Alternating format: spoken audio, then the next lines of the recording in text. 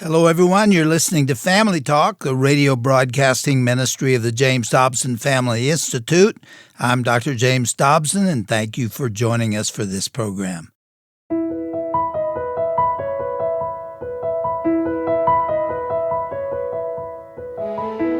Well, welcome to Family Talk, the broadcast division of the Dr. James Dobson Family Institute.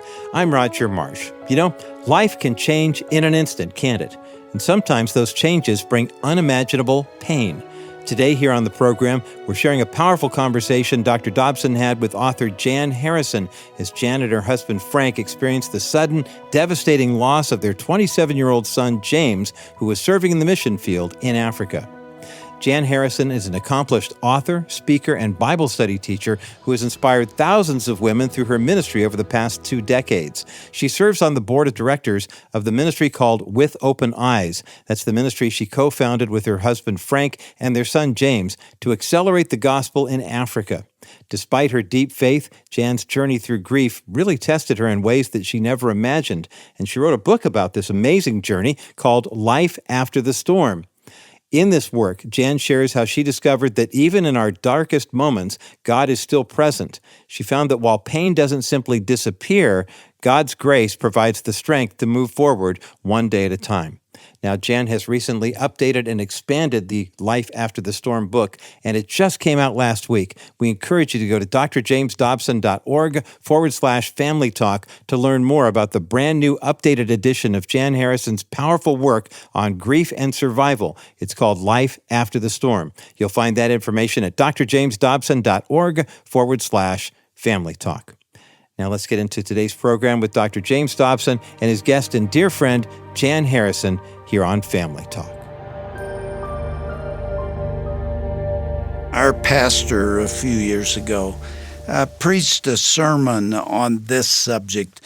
He said that everyone, and he put the emphasis on everyone, is either in pain or will eventually be in pain. There are no exceptions. This is the human condition, and I believe it's true. Jesus told his disciples right before his crucifixion, in this world you will have tribulation. I mean, you can count on it. But be of good cheer, for I have overcome the world. That is one of the strangest scriptures in the Bible, because tribulation and good cheer don't really go together. You don't think of them as experiences that would come along side by side, but that is what Jesus taught us. And the reason is because when you put your faith in God, you can deal with anything that life throws at you, although it will not be easy, because that is the experience that we can expect. Our guest today has learned how to do just that. She's Jan Harrison. She's married to Frank Harrison. These are my good friends. I love these people. And Jan has been married to Frank for 38 years. You have had 4 children. Yes. And you have written a book called Life After the Storm, God Will Carry You Through. And given what we just said about tribulation, it's obvious that you're talking about this subject. Now, you have actually grouped the content of this book into 3 categories that I want to talk about. We went to lunch recently, and you said that when you talk about this matter of difficulty and tribulation and hardship and some sorrow, that people all come up to you because they've all gone through it, haven't they? They have. There doesn't seem to be any exception to any human relationship or life where storms and difficulty have not been a part. What I want to tell people and encourage people and offer to people is that no matter what the storm is, no matter how dark or how difficult the experiences are that they are going through, that God has provided for them and He will take them through it. He has already gone before. He knows the other side. He knows what we will need. He has forecasts that we're going to have trouble. You shared that scripture. It was the forecast. And He loves us, and He has given us all that we will need to get through those troubles. Yeah. And we have to take advantage of those. All right, let's make it personal here, because this is something you and Frank have gone through. And you sometimes share this. And in fact, in this book, Life After the Storm, you talk about your low point, a time when you as a family went through what you felt at the time was the most difficult thing anybody could ever experience. Describe it. In 2010, it was a beautiful October afternoon in North Carolina. Everything seemed to point to another regular day, going about our business. And Frank received a phone call that was the phone call every parent tucks deep down in the recesses of their heart that they hope they will never, ever receive. And it was the U.S. Embassy in Kenya calling to inform us that our 27-year-old son, James, had died. That was all the information that we had at that point. And Frank came home. I was working in my office, and I heard him walking through the kitchen at an odd time of day for him to be home. And he stood in the doorway to my office, and he looked at me and he said, "Jan, I need to tell you something. I want you to come back here." And so I followed him back to our bedroom. So I was walking behind him. And when we got back there and he had turned around to face me, he didn't say a word, but I looked at his face and I knew that something horrible had happened. And Did you guess what it was? I didn't. I looked at him and he said, "Jan, we've lost James today." And you can't process that kind of news. I said, "What? Are you sure? It's too much." He died of an illness. He It was died. not an accident. Exactly. He got sick suddenly, and in the course of just a few days, he died, and we did not know that he was sick. We had spoken with him on a Friday, and this was a Tuesday afternoon. So we had no idea. And you know that it's a compromised environment. It's dangerous to some degree, but you don't expect to be told that your 27-year-old son is dead. Had he been healthy before? Yes, he was basically healthy. He had been in Africa off and on for 5 years. He had had malaria. He had had a pretty serious bout with blood poisoning from infected wound, but he was healthy.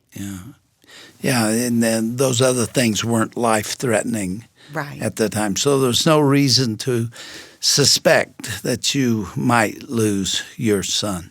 Right. Yeah. What was he doing in Africa? James was living with a Kenyan pastor who was a mentor and a friend that he had met years earlier when he had gone to South Sudan and begun to just develop a love and a compassion and a kinship, really, with the indigenous people in South Sudan and then in Kenya. He was so touched by their faith, but they had such hope and such joy. Yeah. What did you do during that time of sorrow? Going back to it today, what do you remember? God is so good. As any listener would know, when something first happens, it's as if he just drops a veil of protection down over you, his protective grace, and you take care of the things that need to be taken care of. In our case, Frank had to go to Africa to get his body. I stayed home to receive our 3 daughters who were coming in from various places and college and living out of town. Yeah, this is not just the loss of a son, as terrible as that is. It's a family affair, isn't it? Yes, James was the only boy, so he was the only brother. And all of those interpersonal relationships are skewed on a dime. They change. And nobody knows how to prepare for that or anticipate that or what to do with it when it happens. But God He led us through those first days. But when everyone leaves and the services are done and all of the arrangements are taken care of and the numb starts to wear off a little bit, then you walk into that dark, dark season. You cannot absorb it. It takes a long time to accept fully that you will not see him again this side of heaven. When you speak on this subject, people come up to you and say, I've gone through this too. Or something on the same level as loss of a child, loss of a spouse. I can think of many possibilities. And what do they say to you? What do they ask of you? What do they want from you? They want hope, particularly if they are in that dark period. And, there's no way to put a time frame on that dark period. And the dark goes from really deep pitch dark at some times, and then it becomes grayer. Yeah. And it is just an up and down period of time. You don't know what to expect. So people just want to know that there is light and there is hope beyond this dark place because they don't feel it. Jen, the subtitle to the book says, God will carry you through. He doesn't always do that immediately, does he? I mean, there is a moment there where he's not even talking to you sometimes. Did you go through that? Oh, it gets very quiet, and he carries you through. And I think a lot of times until you look back, you realize you weren't even walking or moving. So for you to be where you are now, he had to have been carrying you. Yeah, I don't want it to sound trivial, as though you go through something like this and you say, well, what do you know? God took away all the pain, and that's not what you're saying. For me, it has most definitely been the darkest time. And yet, I do want to say, in the deepest, darkest place, I knew he was there. Not so much that I could feel it, but I knew he felt my pain, and I knew he cared for me. I had the Word of God. I had the Spirit of God. It's supernatural. It's not something that you can work up. You're not strong and you're not full of faith. It's what He is doing within you that is beyond yourself. But He does allow the pain. And in hindsight, I think He allows it in order to stretch us to see how desperately we need Him. You know, as parents, we want to pick them out of the pain just as fast as we can. It's so painful to watch someone you love hurt. And I know our Heavenly Father grieves when we hurt, but His love is so complete that He leaves us in that pain so that we can know Him in a much deeper and more precious and more powerful way. It's really important to understand that, because if you have not yet gone through something like this, you're often confused about the lack of response from the Lord. And I hope people understand my saying this, but just read the book of Job.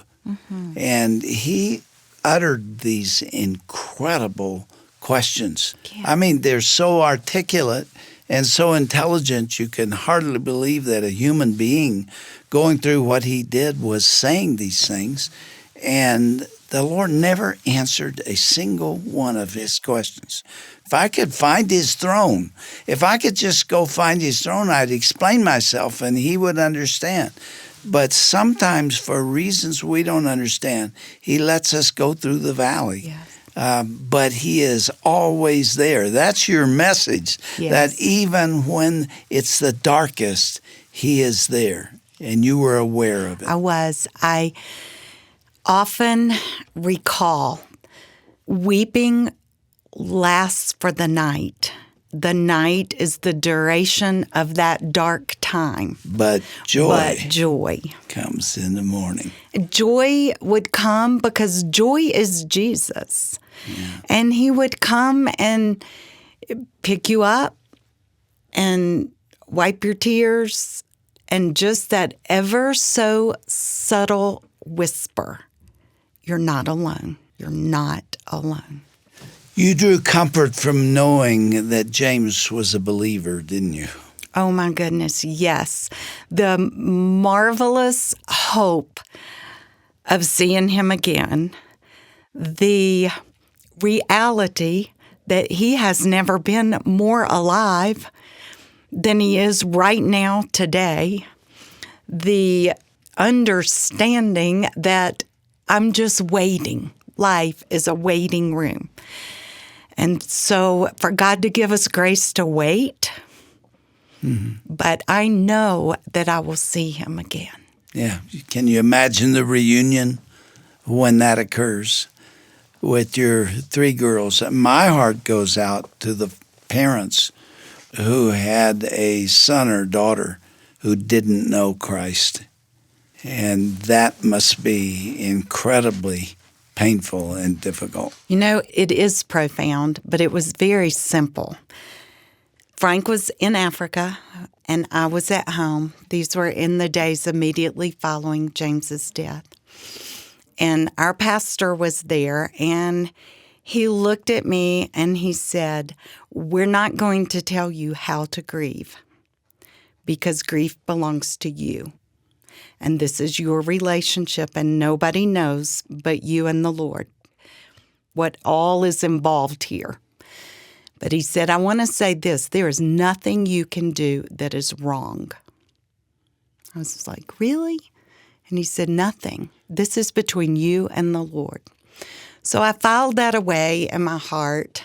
And over those months after the initial period of time, and we settled into now husband and wife and grieving and dealing, we dealt very differently.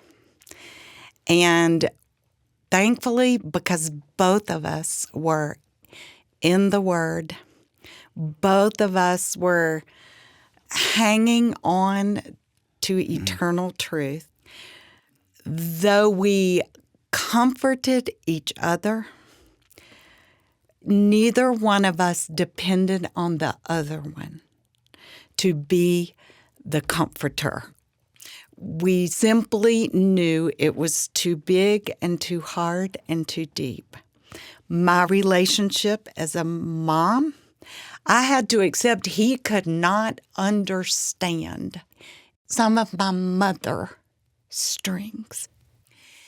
And if I got frustrated, or if I would think, Frank went into a male, or it seemed to me, a male response, which was do more, go harder, give more. I went into more of a withdrawal and shut down. We gave each other permission and freedom. And when I would get like, you're just doing all these things, I would hear that nothing he does is wrong. This is his grief, and it is between him and the Lord.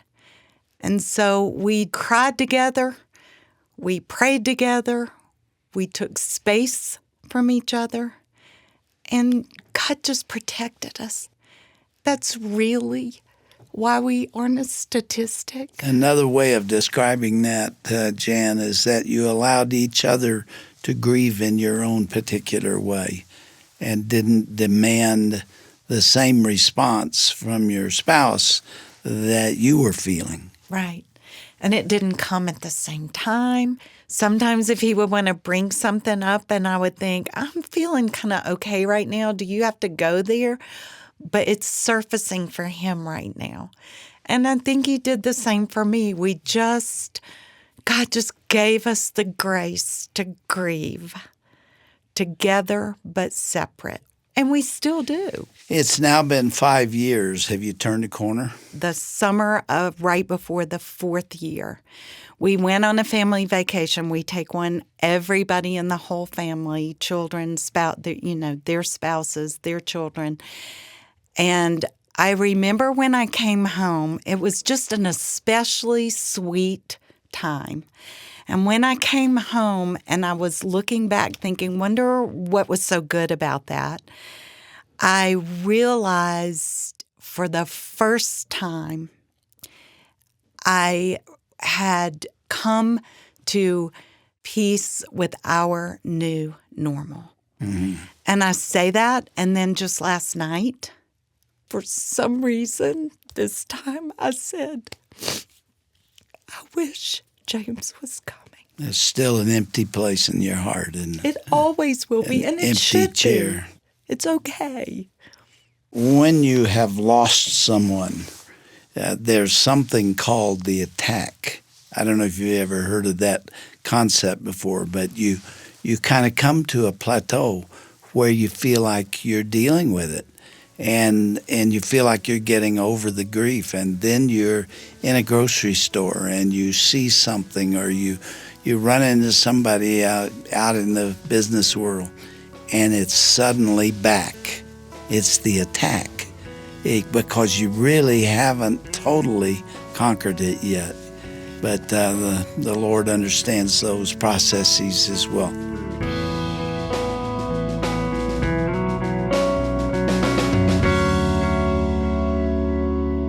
Well, what a raw and vulnerable discussion we've shared today here on Dr. James Dobson's Family Talk.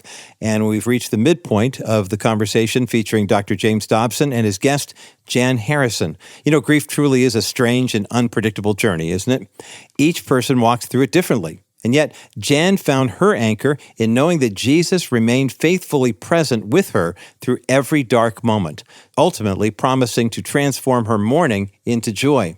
Now, if today's program touched your heart, maybe you know someone who's walking through their own season of loss, go to drjamesdobson.org/family talk. There you can listen to part 1 of this program again and learn more about Jan's book, Life After the Storm, God Will Carry You Through. Just this past week, Jan released an updated and expanded version of this resource that shares how God has been healing the hearts of Jan and her husband Frank and their family through the loss now of nearly a decade of James's passing to go home to be with the Lord.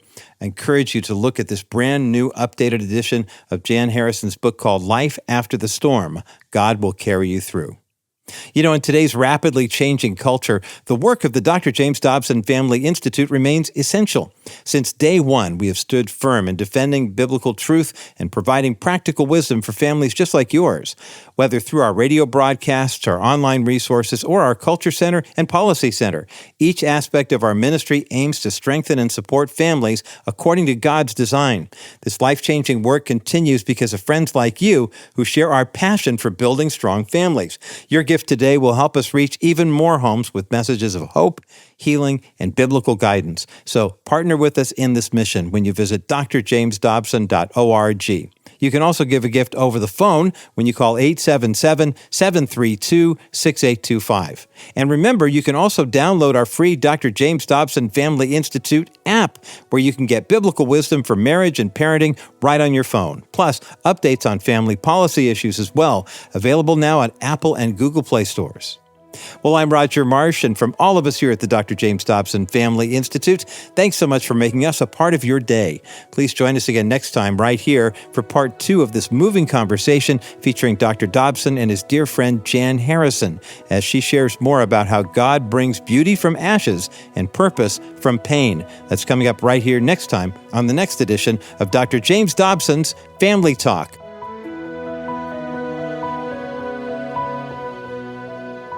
This has been a presentation of the Dr. James Dobson Family Institute.